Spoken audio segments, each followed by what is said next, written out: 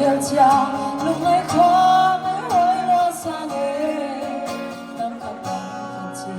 để khát vọng khát chi và những ngày hôm khen khen nhà sung lệ bài để na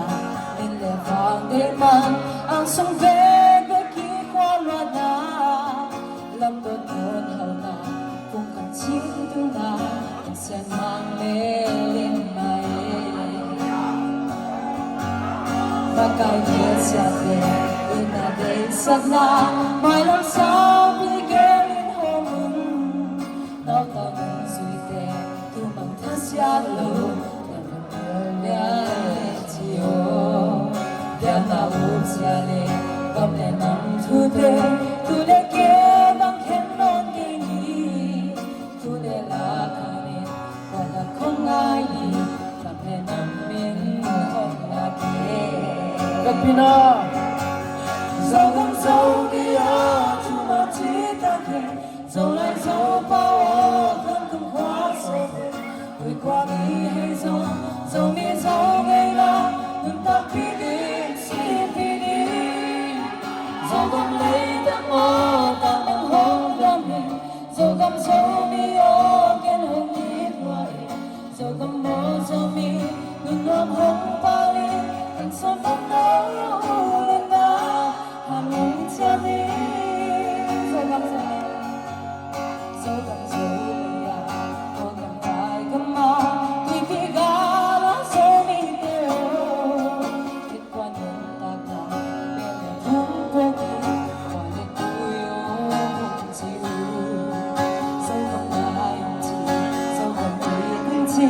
Chính chàng đó bằng hết tuôn xuống nhà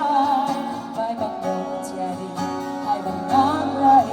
bằng không ai không là kia đâu có nói đây dẫu không dẫu vì ó dù mà chỉ theo thì dẫu lại dẫu bao ô không quá sâu thì đời qua đi hay dẫu dẫu mi dẫu ngày nào lần ta khi đi chỉ vì đi dẫu không lấy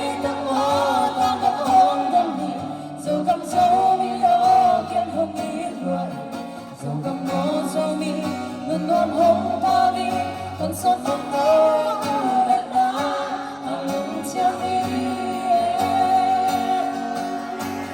nhìn lên sông sông hi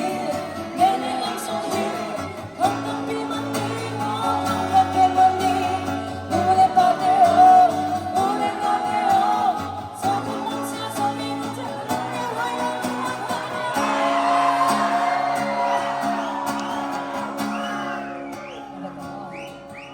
dẫu vẫn dẫu mi ô thì mà chỉ ta kể